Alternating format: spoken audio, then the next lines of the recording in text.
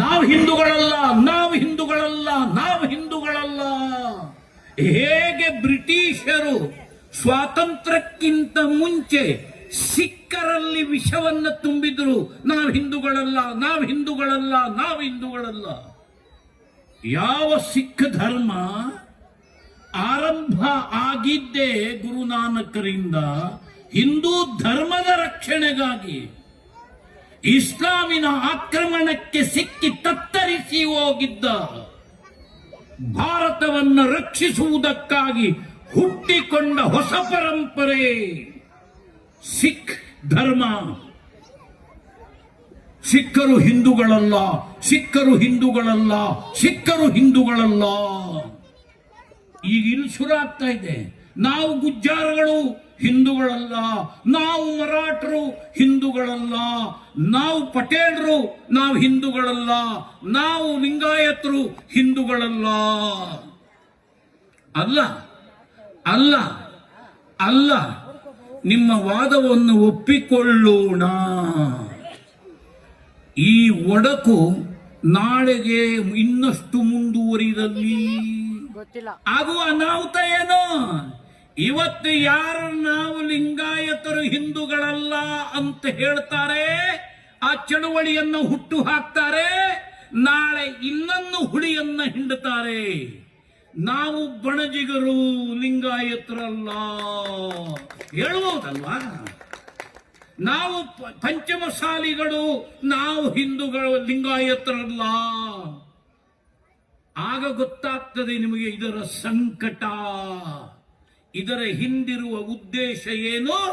ಹಿಂದೂ ಸಮಾಜವನ್ನು ದುರ್ಬಲಗೊಳಿಸಬೇಕು, ದುರ್ಬಲಗೊಳಿಸಬೇಕು. ದುರ್ಬಲಗೊಂಡ ಸಮಾಜವನ್ನ ಕೊಲ್ಲಬೇಕು. ಜಾತಿ ತಪ್ಪಲ್ಲ, ಜಾತಿ ತಪ್ಪಲ್ಲ, ಜಾತೀಯತೆ ಮತ್ತು ಜಾತಿವಾದ. ಇಲ್ವಾ ಬೇರೆ ಜಾತಿಗಳಲ್ಲಿ, ಬೇರೆ ಮತ ಸಂಪ್ರದಾಯದಲ್ಲಿ ಇಲ್ವಾ? ಇದೆ. ಶಿಯಾ ಇದೆ, ಸುನ್ನಿ ಇದೆ, ಅಹ್ಮದ್ ಇದೆ, ಮೊಹಮ್ಮದ್ ಇದೆ, ಪಠಾಣ್ ಇದೆ, ಪಿಂಜಾರ್ ಇದೆ. ಇಸ್ಲಾಮಿನ ವಿಚಾರ ಬಂದಾಗ ಅವರೆಲ್ಲರೂ ಒಂದೇ. ಚರ್ಚ್ಗಳು ಒಂದಾಗಿದೆಯಾ? ಇಲ್ಲ. ಅವರಲ್ಲೂ 16 ಅಲ್ಲ 162 ಪಂಗಡಗಳಿದೆ. ಭಾರತದಲ್ಲಿ ಅವರೆಲ್ಲರೂ ಒಂದೇ. ಯಾಕೆ? ಅವರು ಭಾರತವನ್ನ ಕ್ರಿಶ್ಚಿಯನ್ ಲ್ಯಾಂಡ್ ಮಾಡಬೇಕಾಗಿದೆ. ಅವರು ಭಾರತವನ್ನ ಇಸ್ಲಾಮಿಕ್ ದೇಶವಾಗಿ ಕನ್ವರ್ಟ್ ಮಾಡಬೇಕಾಗಿದೆ. ನಾವು ಭಾರತವನ್ನ ಭಾರತವಾಗಿಯೇ ಉಳಿಸಿಕೊಳ್ಳುವುದಕ್ಕೆ ಹಿಂದೂಗಳು ಹಿಂದೂಗಳು ಹಿಂದೂಗಳು ಹಿಂದೂಗಳಾಗಿ ನಡ್ಕೊಳ್ಬೇಕು. ಬಂಧುಗಳೇ, ಇದು ಯಾರದ ಉಪಕಾರಕ್ಕಲ್ಲ, ಇದು ಯಾರದ ಉಪಕಾರಕ್ಕಲ್ಲ.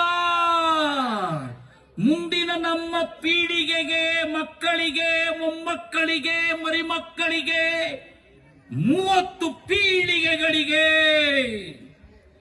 ಈ ಭಾರತವನ್ನು ಹಿಂದೂ ದೇಶವನ್ನಾಗಿಯೇ ಉಳಿಸಿ ಇಡುವ ಹೊಣೆಗಾರಿಕೆ ನಮ್ಮದಾಗಿದೆ.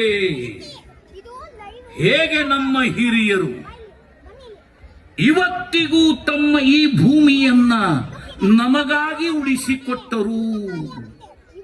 ಮರಿಬಾರದು ಬಂಧುಗಳೇ, ಮರಿಬಾರದು. ಅಕಸ್ಮಾತ್ ಮರೆತರೆ ಅದಕ್ಕಿಂತ ದೊಡ್ಡ ಪಾಪ ಮತ್ತೊಂದಿಲ್ಲ. 600 ವರ್ಷ ಆಳಿದ ಆ ಮೊಘಲರ ಆಕ್ರಮಣದಿಂದ ಈ ಭಾರತವನ್ನ, ಈ ಧರ್ಮವನ್ನ, ಈ ಸಮಾಜವನ್ನ, ಈ ಸಂಸ್ಕೃತಿಯನ್ನ ಸಂರಕ್ಷಿಸಿ ನಮಗಾಗಿ ಕಾಯ್ದಿಡುವುದಕ್ಕಾಗಿ ಸತ್ತ ನಮ್ಮ ಹಿರಿಯರ ಸಂಖ್ಯೆಗೆ ಲೆಕ್ಕ ಇದೆಯಾ?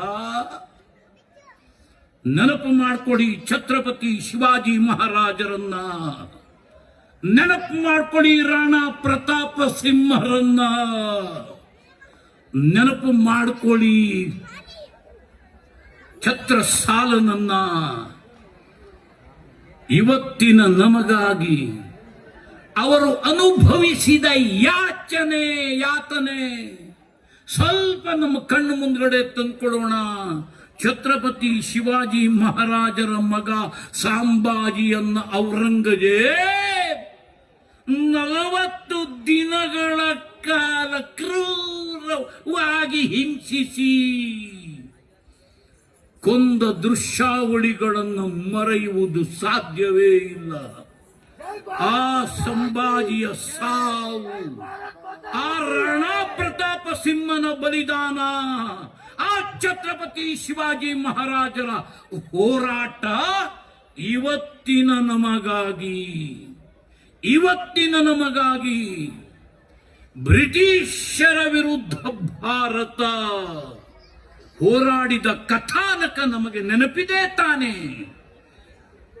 ಆ 1857 3 ತಿಂಗಳ ಅವಧಿಯಲ್ಲಿ ಭಾರತದ ಸ್ವಾತಂತ್ರ್ಯಕ್ಕಾಗಿ ರಣರಂಗಕ್ಕೆ ಧುಮುಕಿ ಹೋರಾಟವನ್ನ ಮಾಡಿ ಪ್ರಾಣವನ್ನ ಕೊಟ್ಟವರ ಸಂಖ್ಯೆ 45,000.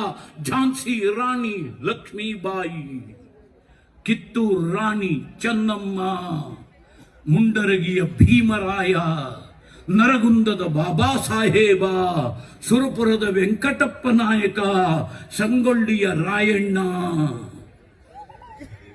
ಲೆಕ್ಕ ಇದೆಯಾ? ಆ ಉತ್ತರ ಭಾರತದಲ್ಲಂತೂ ಭಾರತದ ಸ್ವಾತಂತ್ರ್ಯಕ್ಕಾಗಿ, ಅರ್ಥಾತ್ ಇವತ್ತಿನ ನಮ್ಮ ಸುಖಕ್ಕಾಗಿ ನೇಣುಗಂಬಕ್ಕೆ ಏರಿದವರ ಸಂಖ್ಯೆಗೆ ಲೆಕ್ಕ ಇದೆಯಾ? ನೆನಪು ಮಾಡಿಕೊಡಿ ಪುಟ್ಟ ಬಾಲಕ ಚಂದ್ರಶೇಖರ್ ಆಜಾದನನ್ನ, ನೆನಪು ಮಾಡಿಕೊಳ್ಳಿ ಭಗತ್ ಸಿಂಗರನ್ನ, ನೆನಪು ಮಾಡಿಕೊಳ್ಳಿ ರಾಮ್ ಪ್ರಸಾದ್ ಬಿಸ್ಮಿಲ್ಲಾರನ್ನ. 2 ಕೈಗಳನ್ನು ಗಟ್ಟಿಯಾಗಿ ಹಿಡಿದುಕೊಂಡು ಮೇರಾ ರಂಗದೇ ಬಸಂತಿ ಚೋಲ ಅಂತ ಹಾಡು ಹೇಳ್ಕೊಂಡು ಆ ಉರುಳಿಗೆ ತಮ್ಮ ಕೊರಳನ್ನು ಕೊಟ್ಟು ಪ್ರಾಣವನ್ನು ಬಿಟ್ಟವರ ಸಂಖ್ಯೆಗೆ ಲೆಕ್ಕ ಇದೆಯಾ? ಯಾರಿಗಾಗಿ ಅವರು ಸತ್ತದ್ದು, ಯಾರಿಗಾಗಿ ಅವರು ರಕ್ತವನ್ನ ಚೆಲ್ಲಿದ್ದು, ಯಾರಿಗಾಗಿ ಅವರು ಬೀದಿಯಲ್ಲಿ ಹೆಣವಾಗಿ ಹೋಗಿದ್ದು? ಇವತ್ತಿನ ನಮಗಾಗಿ. ಅವರಿಗೆ ಅವತ್ತೇನೂ ಸಿಕ್ಕಿಲ್ಲ, ಸಾವೊಂದೇ ಸಿಕ್ಕಿತ್ತು. ಬಂಧುಗಳೇ, ಅಂತಹ ಬಲಿದಾನದಿಂದ ಸಿಕ್ಕ ಭೂಮಿಯನ್ನ, ಧರ್ಮವನ್ನ, ಸಮಾಜವನ್ನ, ಸಂಸ್ಕೃತಿಯನ್ನ ನಮ್ಮ ಮುಂದಿನ ಪೀಳಿಗೆಗೆ